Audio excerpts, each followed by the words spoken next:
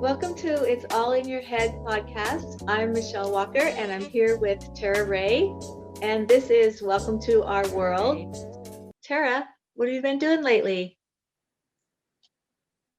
More of the same. I think working too much, continuing to work too much, but that just goes along with the territory. I think that I've been trying not to watch the news, but having a balance of still watching the financial news because I'm big into investing in the stock market. So all of the analysts are predicting a stock market crash, which I don't know how I feel about that. I don't know if that makes me more nervous or what, but I don't invest in the stock market than what I'm willing to lose, if that makes sense. Sure. But then I'm not excited about the possibility of losing my money either. So I'm trying to decide what to do with that, if I pull my money out or if I invest in something else. I have a good friend who is investing in foreign currency right now.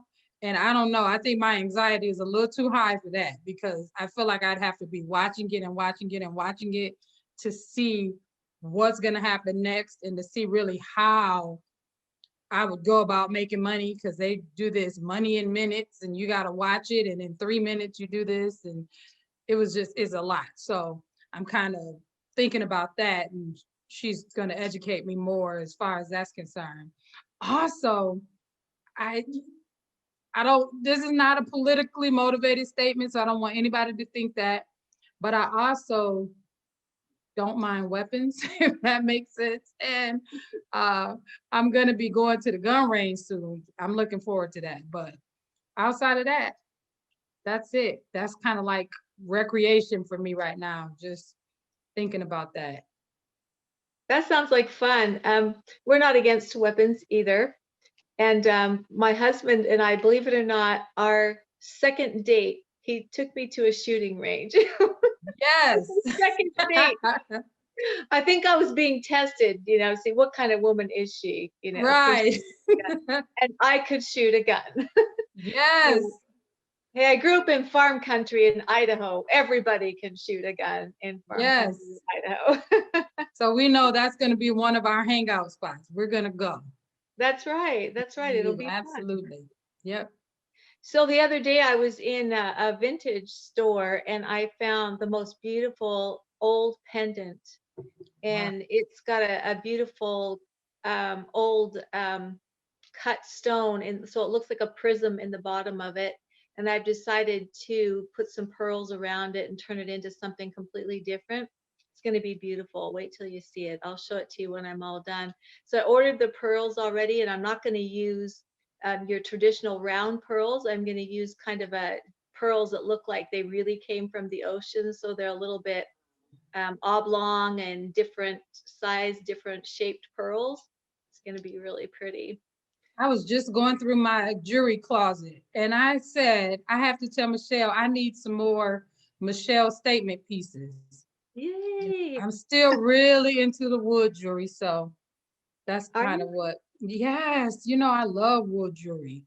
I love it. I'll keep that in mind because if I know what you want, then my creative juices get going, and I'll find something made out of wood that just for you. Okay. Yep. I can't wait. That's what I was looking. I was like, yeah, I need to tell Michelle I need some more Michelle jewelry. I love it when you say that. That makes me feel like a real artisan. Thank you for joining us. Don't forget to subscribe, turn on your notifications, like, share, and comment. So I'm going to tell you a story. I know you don't like, I'm completely, love true crime stuff. And I have to tell you what I love about it is just the fact that the bad guy gets caught, because I can't handle true crime stories that are unsolved. Okay. The bad guy has to get caught. And I think it has something to do with a sense of justice that was never there when I was young, when bad things were happening. Mm-hmm. And so as I got older and I kind of got interested in crime, it had to be the crimes that were solved. because if the bad guy didn't get caught, there was no justice, right? Okay. So recently, a few years ago, I found a podcast called My Favorite Murder. And those of us who love this podcast call ourselves murderinos. So those of you out there, you know who you are. So for those of you who are murderinos, I found by the author Anne Rule, she's a true crime writer. I found a book by her, and it's called But I Trusted You. And so I'm going to tell you about this book because we're talking about relationships in episode 5 today, healthy versus unhealthy. And this is going to be like the extreme version of unhealthy. Okay. Okay. I'm trying to get ready for it. Okay. She has been trying to convince me to get into this true crime. I just am not feeling it yet, but we'll see. Maybe one day she'll sell me on it. I don't know. Well, it's kind of an acquired taste for sure. But so our sociopath is a woman named Teresa, and she falls in love with kind of two men, right? Marty and Chuck. And what she's really after is who's the wealthiest man. And Chuck is a little bit older, and he seems to have some money because he's got a nice house and a nice boat in Seattle. And Marty doesn't seem to have as much money because he's a realtor, but he doesn't have much money yet, right? But she chooses the older man, Chuck, and she ends up marrying Chuck. And it turns out that Chuck doesn't really have a ton of money. He's just a very frugal man, and he's also very handy. So what Chuck has done is he's bought an older home, and he's actually turned it into this big, beautiful home on the water. And he's bought an older boat and turned it into this big, beautiful boat. So what he's done is he's taken a few assets and turned them into big, beautiful things, right? But he doesn't necessarily have a lot of money. He's just very frugal. And as she's kind of discovering this, as she's married Chuck, I'm sure she's very disappointed, right? Because her object was money. And so Chuck, in trying to keep up his facade of being a man of means, he goes into lots of debt trying to please Teresa, right? And so he's hiding this from her, that he's going into a lot of debt to please her.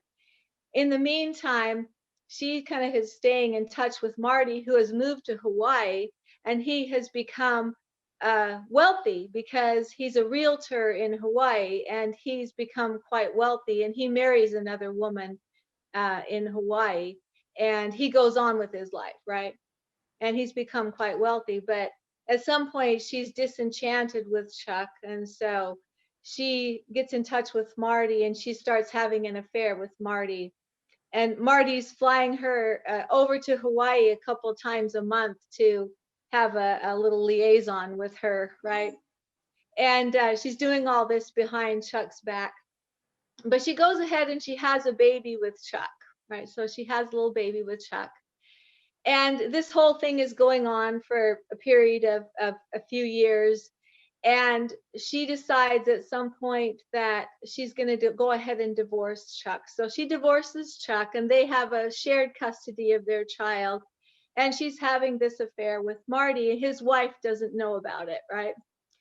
And she decides what she's going to do is entice Marty away from his wife by getting pregnant. So she's going to get pregnant and have Marty's baby, and somehow that's going to entice Marty away from his wife. But she's getting older, so she decides to freeze some of her eggs just in case this whole thing doesn't work. Nobody knows why. It's kind of a weird, idea, but she's going to freeze some of her eggs, and somehow she's going to have a baby with Marty.